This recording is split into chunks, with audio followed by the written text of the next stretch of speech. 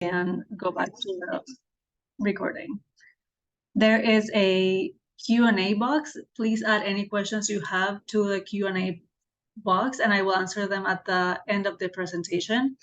You can start adding them as you go. I just won't answer them until the end. And we have a pretty quick presentation. We'll have enough time for any questions that you have.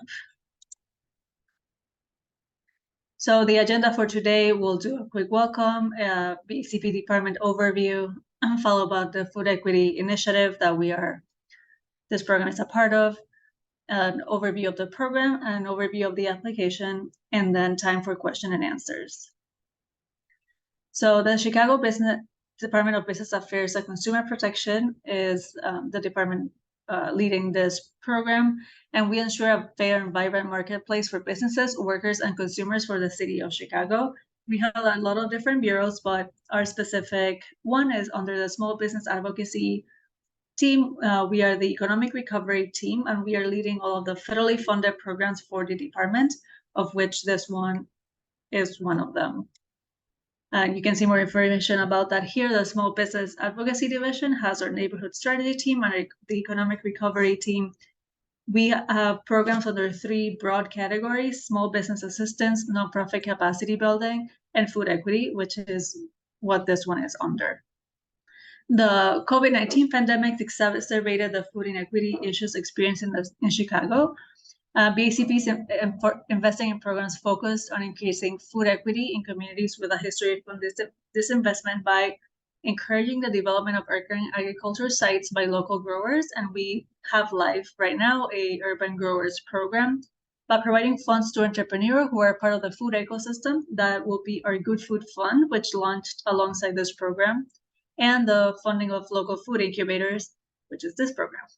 This program was designed alongside the Food Equity Council. The Early Stage Food Incubator Program overview. This program aims to support early stage food entrepreneurs by funding existing food incubators that provide small businesses with kitchen space and technical assistance to start and expand their business. This work will take an equity-based approach by focusing on food and beverage businesses in areas with limited access to food, as many of these businesses have experienced disproportionate challenges to accessible and flexible capital and other technical assistance. This program will focus on emerging and operating small businesses in communities with the greatest food insecurity and those with emerging food corridors. The selected organizations will receive approximately a 1-year-long award.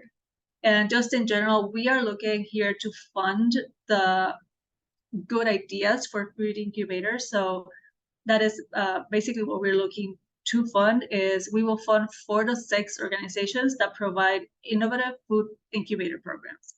We expect to make grants between $300,000 and $400,000. And the proposal requirements, specifically participants in the Early Stage Food Business Incubator Program, will be known as delegate agencies, will design and implement programs for startups and early stage food entrepreneurs. The delegate agency will design custom programs that offer a range of technical assistance and capacity building support, from the use of physical space to one-on-one support and mentorship programs. Again, we're not looking for a specific type of incubator. We are looking for ideas on different incubators that we can support and help them with providing both space and that technical assistance in whatever form they need it to the food entrepreneurs. Applicants should propose to the city the creation of a new or the growth of an existing food business incubator program. So we are open to new incubators, but your idea has to be really well set up and ready to go. Applicants can have specific focus areas, such as a specific community or a specific type of food industry business, so restaurants or manufacturers, anything more specific. Priority will be given to proposals that build upon other initiatives to generate food hubs and food corridors, and that address historic and present-day systems that have denied communities access to nourishing and culturally relevant food options. So guidance for this proposal, as I said, specialization. Applicants should offer specialized services and not generalized supports. We're not looking for general business supports.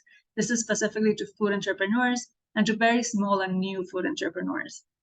So the program should be tailored to food businesses that need help upon to build upon existing supports and offer local business support. Physical space. The applicant must have a physical space to house the training and other resources. This is not just virtual. We are really looking for a place to fund a place where businesses can go need the assistance they need. And general program tactics. Funding from this program can be used to support either new or expansion of existing work by the applicant. So if you have a food incubator and want to open a specific section targeting a specific type of food business, that is okay. Or if you are just looking to expand your existing programming, that is also fine. It can include one-on-one coaching, virtual training, cohort-based learning programs, mentorships or apprenticeships, food stall or rental, so in existing food halls or cafeterias. So you can, for example, rent out a food hall space and use that as the incubator, so the business has experience running a storefront business, food business. Kitchen space or commercial kitchen space, retail pop-ups, co-working, shared retail space, or resident-style restaurants or programming. These are just, again, ideas of what we're looking for. The selected delegate agencies will be required to maintain the requested data. This is really important, the reporting requirements. Please make sure you include this in your proposal and that you include staff or a third party to gather this information. These are also federal funds, so there will be a lot of scrutiny of the use of funds. So just flagging that on the front end.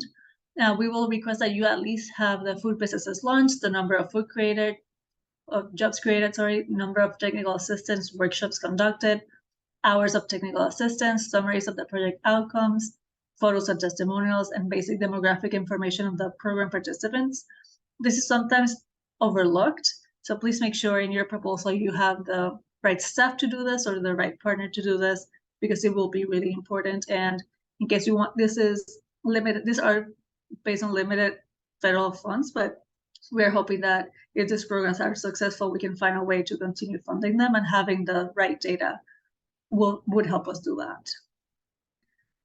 Applicant eligibility. So applicants to the RFP, not the businesses that can receive the services, but applicants to this RFP should be either nonprofit organization, collectives applying with a nonprofit fiscal sponsor, for-profit businesses. Joint proposals are welcomed and encouraged. And the applicant missions and values and core strategies should explicitly align with the food values, which are listed on the RFP. And the applicant, this is also applicants with existing contracts with the city that are not in good standing will not be eligible. And you will need to provide to us insurance coverage and all of that if you are selected. Expense eligibility. So these are the list of expenses that can be included: program staffing, staff time, and consulting fees for program management and administration, data tracking, as I mentioned, and evaluation. Program materials, the materials necessary to design and conduct the program, program marketing and outreach expenses to promote the program, and stipends for community outreach. And equipment purchase. Any equipment purchase should be less than $5,000. This program will support operating expenses only. This funds will not be allowed for construction build-outs or space rehabilitations, just flagging that. So this is for operating costs. And one thing I always say for the expenses when you are submitting that budget on your RFP is don't sell yourself. We are not looking for the cheapest proposals. We are looking for the best proposals. So make sure that you have what you need on that budget, because you will be tied to that budget if you do get a contract. So make sure you have enough staff, including that staff for tracking data and evaluation, apart from the staff actually running the program. The applicants, as I mentioned, must complete a budget outlining all the detailed expenses in its entirety. Please make sure you submit the budget template with your documents into the RFP. If you don't submit it, you just immediately lose a lot of points, because we are looking at what the document that you submit to award points in that category. Applicants will be asked to provide job descriptions for the staff. If you are planning to hire somebody based on this, please also include their job description, even if it's not tied to an individual you already have on staff. Staff are not permitted to serve as volunteers that must be paid for their time and labor. We like paying staff, please include that. You have staff as the eligible expense, so please use it. The City of Chicago also encourages applicants to allocate a portion of their budget for staff supporting data tracking and evaluation. I know I've said it 10 times, but it is really important and often overlooked. And the city reserves the right to negotiate during contracts, so your budget would not be final. We can still negotiate that once if you are selected. General payment process, just a note on this program and most city programs, this is the delegate agency will be reimbursed monthly with the successful submission of deliverables in their work plan. So you will do the work and submit the vouchers to the city. We then reimburse you. So you have to have the expense before you get your funds back. So just be aware that we will not be prepaying for any work, that everything will be on a reimbursement basis. The better documents you keep, the fastest that reimbursement happens. Scoring criteria. All proposals will be scored based on the following, with 100 being the maximum score. Organizational experience and values. So this is 30 points. You will see questions based on this list. The mission and the organization is aligned with the objectives of the programs. The organization showcases a proven track record of supporting startups and early stage food businesses in disproportionately impacted communities. No outstanding tech issues, required 3 tax filings or certificate of good standing. So if you only have 2, still please submit that good standing. Like the budget, these are documents that are reviewed. And if you don't submit your 3 tax returns or a certificate of good standing, you will just get 0 on that question and likely will not get awarded based on that. So make sure all of your documents are submitted. Make sure your organization has written bylaws and policies and procedures, no pending lawsuits, and you know how to monitor program expenditures. For program design and implementation, this is 45 points. We did give a lot of points to this section because, as I said, we are just looking for really good ideas and concepts on Food Incubator and how to best assist food businesses. So for this part, you will provide a description of your program and list communities that you will service, details the list of activities and goals of your proposed program, detail your approach to community engagement and outreach. This is really important. Make sure you have both a description of how you will do community engagement and outreach and how you're going to fund it. So make sure you include funds for marketing and outreach, and have a reasonable plan of supporting tracking client information. Like I said, we are looking to get really good data out of this report and see what worked and what didn't, so we can fund different programs in the future. Capacity and budget justification. This is an overall program cost. This is where you will submit your budget template. Like I said, the most important part is that your budget is proportional to what you are saying you will do based on that budget, not that you give us the cheapest proposal. So just keep that in mind and make sure that you are just creating a budget that ties to what you're saying you're going to do. And when we see it, we say this makes sense based on their proposal. That is what we're looking for here. And you also need to submit a conflict of interest template. That's also on iSupplier. And then overall responsiveness.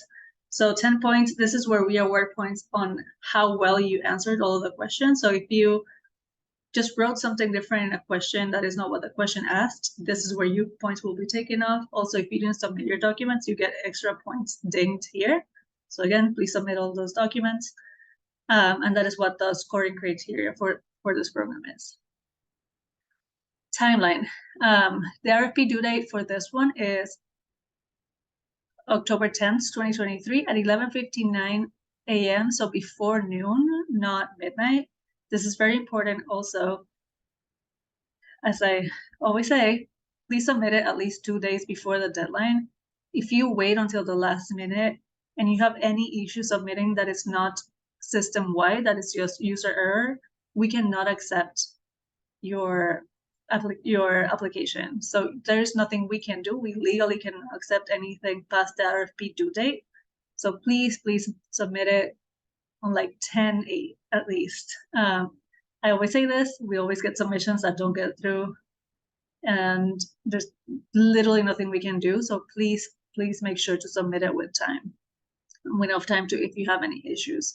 And if you have any issues, there's a helpline for the iSupplier specific program, but also if you have general questions, you can email us at BACP@cityofchicago.org. We will email you from that email the presentation, so you will have it. Contract details. The initial contract period will be 12 months from approximately October 2023 to October 2024. How you apply, as I mentioned, you will have to go through the e-procurement iSupplier system. So that is our system. If you don't have an account, you will need to create an account before you can submit an application. On there, you can look the RFP up by the RFP number. And only one response, an application might be submitted per iSupplier ID. So if you want to submit more than one, you will need more than one ID. We do not recommend that. So there's no real reason in this specific RFP to have more than one submission. So just make sure to submit your best submission once and not multiple. And this is the time for Q&A. I will go through the questions that I've already here on the Q&A chat. Please submit them there and I will answer them. The first question is this open to nonprofit farms? So if the farm is doing some food incubator work, then they would be, there's no reason they're technically ineligible, especially nonprofits are eligible to apply. However, it is a food incubator program. So if they're helping specific farms on how to run a farm, that would be eligible use. Also, if you have any follow-up questions from my answers, please feel free to just write them on the chat. In addition to the recording, can we also expect to have access to the presentation deck? Yes, you will get an email, as I said, from BACP Economic Recovery at cityofchicago.org that will include a PDF of the presentation, recording, and then a Q&A with all the questions that I'm answering here.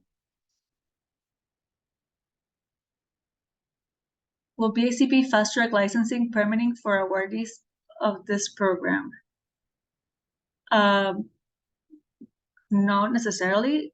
If you can expand on what do you mean by licensing, we expect the applicant to provide assistance on licensing and permitting, but they should go through the regular process because it will vary depending on the incubator. Does the funding pay for the staff to the reporting? Yes. You can add your data person as to the budget. So make sure you do that. Can participant stipends be included as eligible expenses? No, I don't believe we are able to fund. This is not a grant program. This is a coaching technical assistance program. So there will be no funds going to the businesses, just general assistance. Would rent and utilities of program facilities be considered a program-related cost? Yes, rent and utilities will be eligible. However, you need to specify how that is related to the program. We won't pay 100% of your office rent, of your existing office rent, especially if the program is not run out of it. So you do have to specify why. For equipment, is the 5 cap per piece or total? I $15,000 for 3 stoves or $5,000 for 1 stove. I will answer that more clearly when we send the Q&A. I believe it's per item. You cannot buy an item that's more than $5,000. Will this deck also be sent along with the recording? Yes. Will you be sharing a copy of the slides? Yes. What would constitute the conflict of interest? If we've received funding prior from the city, would that be a conflict? No. No, you'll see what it specifically says, but basically you can't be related to me or to like if there's any conflict of interest from the department or people selecting to the program, that is what the conflict of interest generally entails. Do you have an existing relationship with anybody at the city or anybody running the program? The form is on iSupplier and you can see what it says, but it doesn't matter if you have received prior city funding. On having received prior city funding, the one thing I would always flag is that there's this thing called double dipping that you will get in trouble in an audit for. So if you are saying you're paying 100% of your CEO for this program, but you're also saying you're paying for 100% of your CEO for a DPD planning program, that would be double dipping because we're giving you the same money for the same thing. So just make sure that all the costs that you are charging to the city are completely different. But apart from that, having other funding from the city is not a conflict of interest.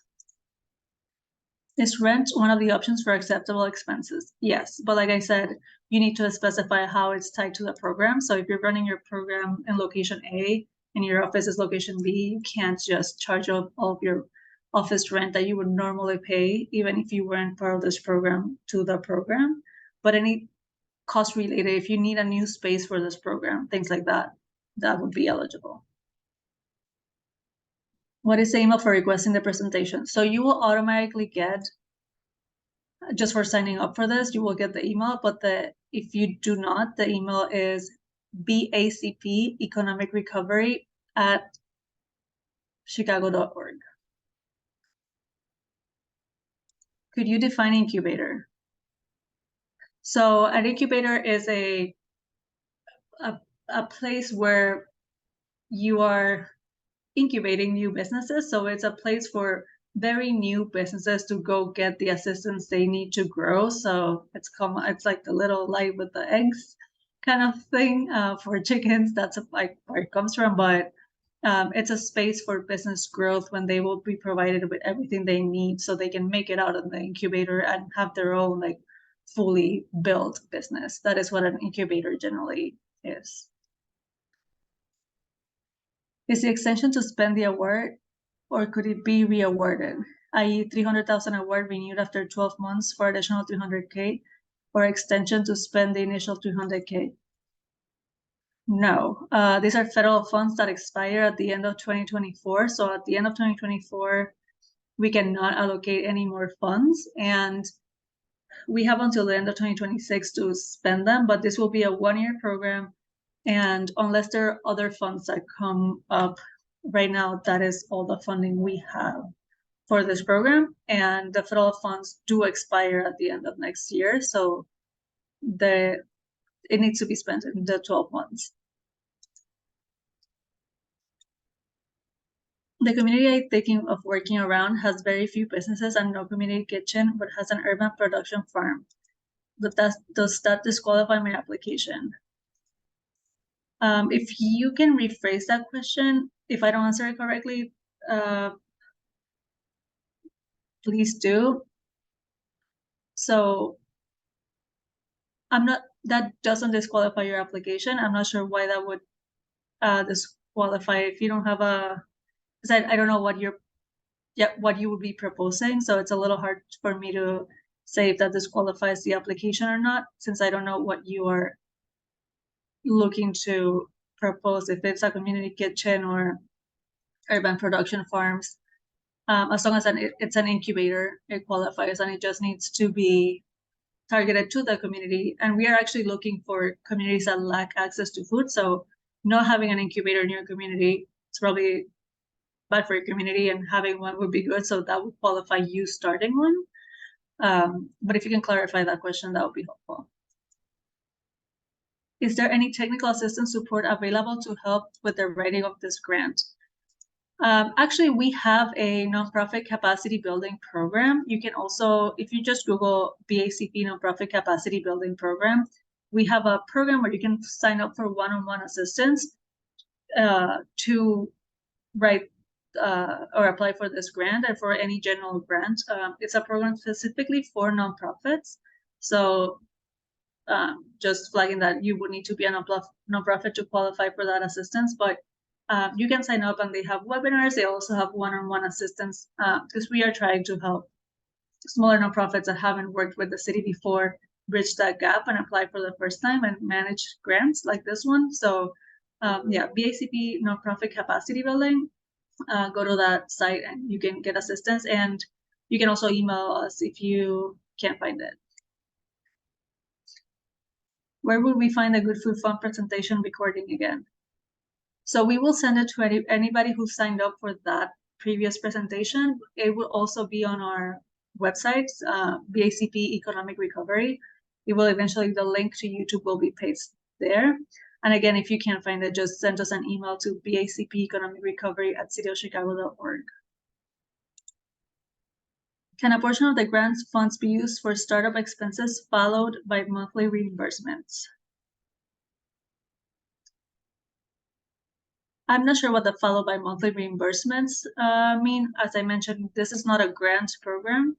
This is specifically for technical assistance, so there should not be any money flowing to the business, but if you have a follow-up, please add it to the chat here.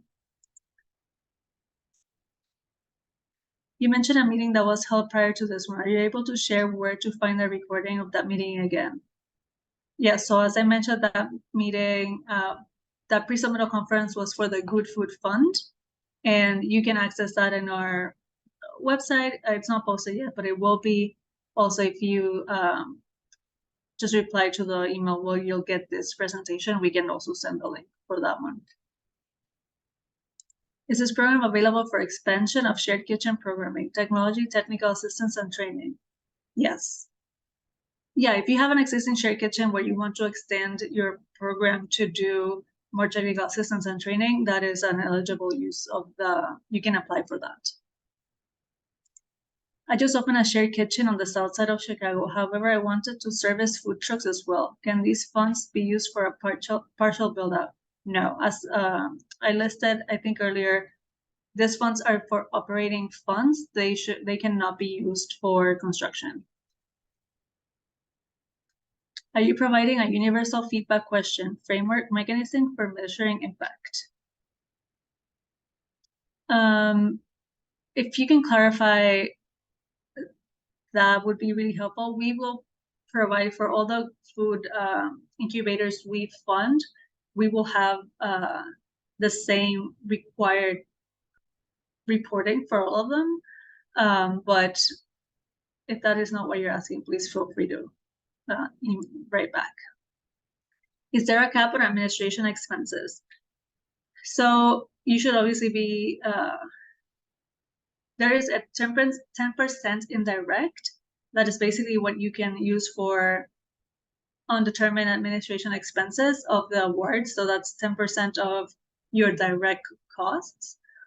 You can also add, apart from that, administration staff to your staff. So reporting, accountants, all of that. And obviously you shouldn't have them 100% working or allocating 100% of their time to this project, but you can consider, if you think based on this program, you will need your accountant to spend 5% of their time working on this program, making sure they're submitting their vouchers so they can get reimbursed from us, and things like that. That can be added as a direct cost to the staff section of the budget, apart from that 10%. There's no specific cap, but it obviously should, you should not be spending all of your funds just on administration staff, but we acknowledge that the back office staff is usually ignored and they do a lot of work and they should be paid for it. So we do allow for that cost. My organization provides food directly to individuals in need. Would that be eligible? Unfortunately not. We are looking specifically for organizations providing small business services support. So unless you're helping those individuals create businesses or start food businesses, that would not be eligible for this program. How will the city distribute the funds? Quarterly? What sort of reporting will be required? So you can go back to once we send out the presentation, to the specific link, but we will just have a generic reporting. The funds are reimbursable, so you should, once you are awarded, every month submit to us what are called our vouchers, and that way you submit to us your invoices and how much money you spent and your pay stubs for your salary, and then you get reimbursed by us. That should happen every month, so you would get reimbursed monthly. And the best documentation, the fastest, you will get reimbursed. I just opened a shared kitchen on the south side of Chicago. However, I wanted to service food trucks as well. I already answered this question. There are no build-outs. Are you looking for an agency to create incubation opportunities for other businesses, or is this fund meant to develop a single food equity business? No, this is this will fund an incubator that will serve many businesses. We're not looking for anybody to create a single food equity business. We are looking for an organization that provides business services and assistance to early food businesses, multiple of them. Can you use these funds for a first phase of building a community center that is considered an incubator? No, unfortunately, these funds cannot be used for build-outs. These are operational costs. So we're supporting a program or the expansion of a program or a new program, but not build-outs.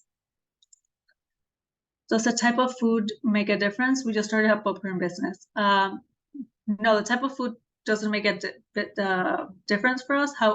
However, if you have a popcorn business, you will likely qualify as a business that would get assistance from this, not as a business that would apply for this RFP, because here we're looking for the organizations that will provide the services to the small businesses. Can a portion of the grant funds be used for a portion of startup expenses of the incubator? Can a portion of the grants funds be requested for a portion of startup expenses of the incubator? If you can rephrase that question, that would be really helpful. You can use the funds for operational costs of your incubator, yes. If that is not what you're asking, please rephrase it. Does the city have a goal for impact, number of jobs created, business services, etc.? I think it will vary by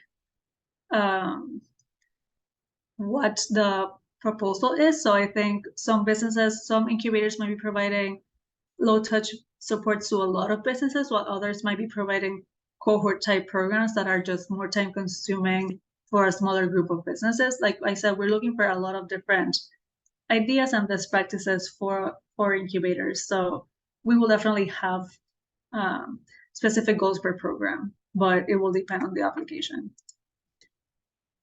Can you please show the slide with the type of data that you want collected? Sure, give me 1 second.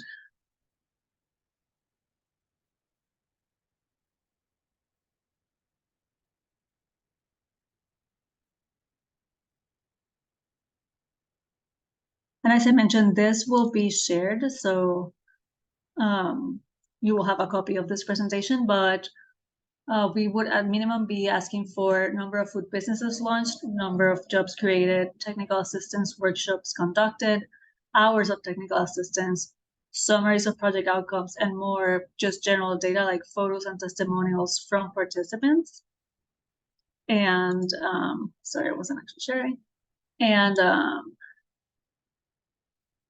basic demographic information, and from the participants. So this is what we'll be looking for.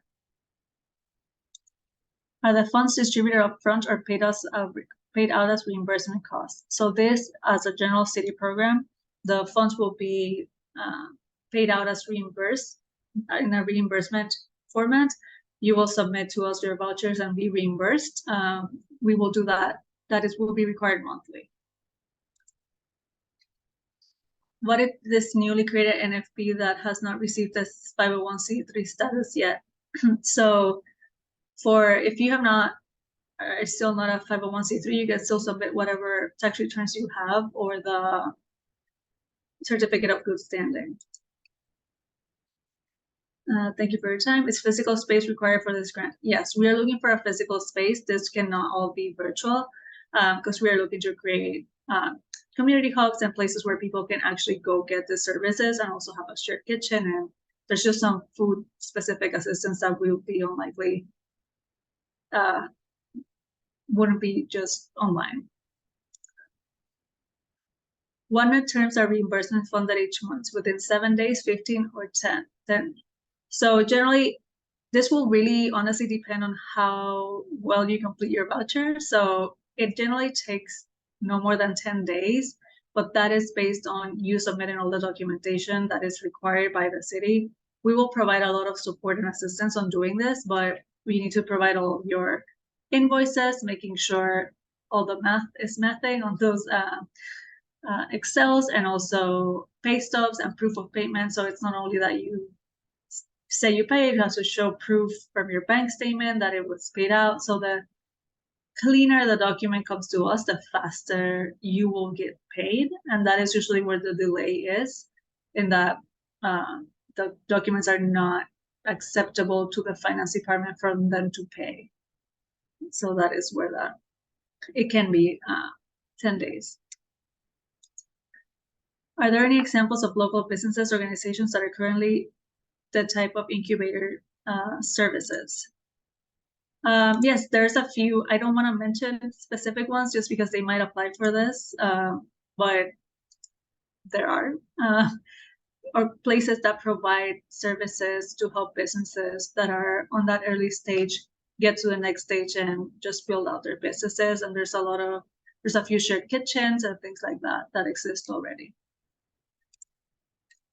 Please explain how this fund is different from the Good Food Fund. Yes, so this is very different. The Good Food Fund, and again, that pre-submittal conference was at 10, and the video will be sent out and will be on our website. So the Good Food Fund is a fund. So that's the main difference. It's a $5 million fund that we will give out to food businesses. They don't need to be startups, they can be existing. And we are looking for one organization to manage that fund.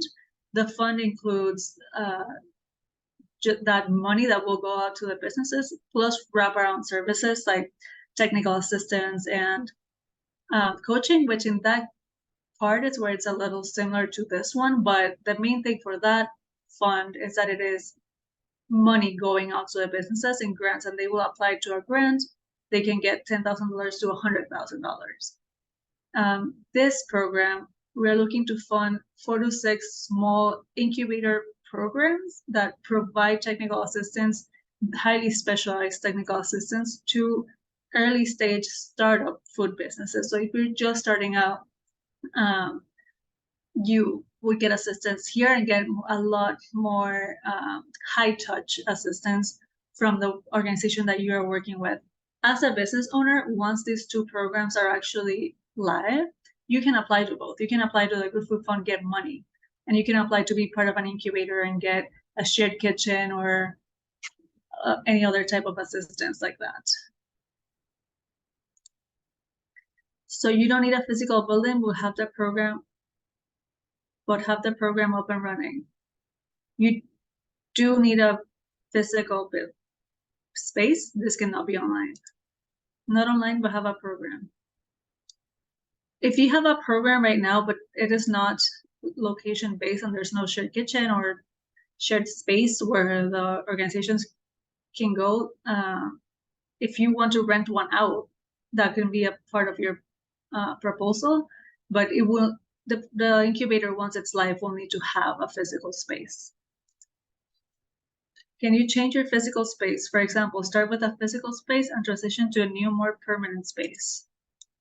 Yes, you can, but like I said, no build outs can be included on this. So if you move throughout, that is fine. But we wouldn't be able to pay. We can pay rent, but we can't pay for build outs. Are there specific communities in Chicago that you are targeting to serve? Should we focus on food desert areas? yes, we are targeting communities with low access to food and historic issues with access to food. That list is on the RFP.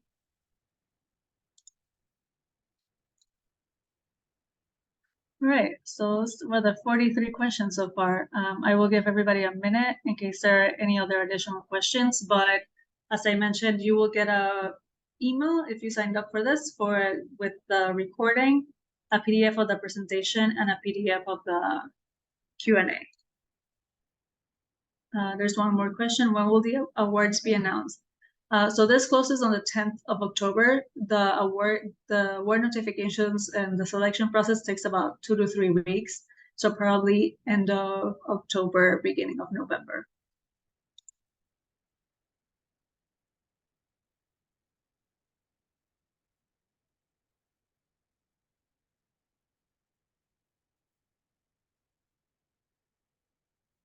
Right, I don't think there are any other questions. So again, you will receive all this information. You can always go to our website, and you can also email us at bacpeconomicrecovery@cityofchicago.org. Thanks everybody for joining. Have a good rest of your day.